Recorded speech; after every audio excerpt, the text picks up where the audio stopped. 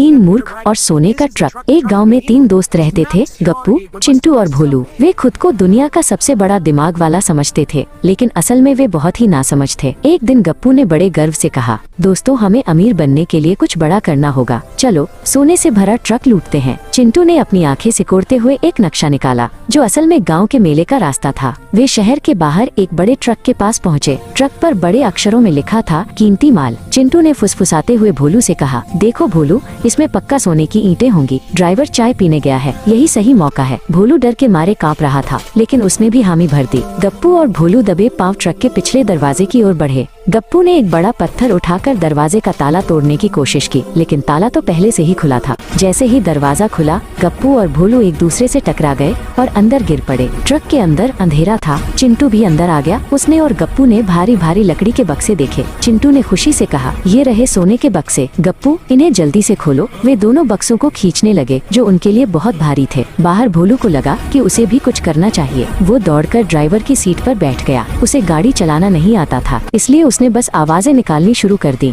वूम वूम, भों भों। चिंटू खिड़की से झांककर उसे निर्देश देने लगा, भोलू, वो बड़ा वाला बटन दबाओ। अचानक ट्रक ढलान पर होने के कारण पीछे की ओर लुढ़कने लगा। गप्पू और भोलू, जो पीछे बक्सों के पास थे, डर के मारे एक दूसरे को पकड़कर चिल्लाने लगे। ट्रक धीरे धीरे सड़क पर पीछे की ओर जा रहा था और भोलू स्टीयरिंग को पागलों की तरह घुमा रहा था। ट्रक को रुकते देख चिंटू और गप्पू ने सोचा कि अब सोना देख ही लेते हैं। उन्होंने अपनी पूरी ताकत लगाकर एक बक्सा खोला, लेकिन सोने की चमक के बजाय उन्हें चमकीले पीले रंग की ईंटें दिखी। गप्पू ने एक ईंट उठाई और उसे दांतों से दबाया। अरे, ये तो बहुत नरम है, उसने चिल्लाकर कहा। तभी ट्रक पूरी तरह रुक गया। भोलू और चिंटू ने सामने देखा तो उनकी आंखें फटी रह गईं। वे ठीक पुलिस स्टेशन के गेट के सामने खड़े थे। भोलू ने खिड़की से बाहर देखा और एक पुलिस वाले को अपनी ओर आते हुए पाया। डर के मारे गप्पू और भोलू ने खुद को उन्हीं पीली ईंटों के नीचे छिपाने की कोशिश की। उन्होंने सोचा कि अगर वे इन ईंटों के नीचे छिप जाएंगे तो पुलिस उन्हें देख नहीं पाएगी। गप्पू ने एक पीली ईंट अपने सिर पर रख ली और आंखें बंद कर लीं। पुलिस अधिकारी ने ट्रक का दरवाजा खोला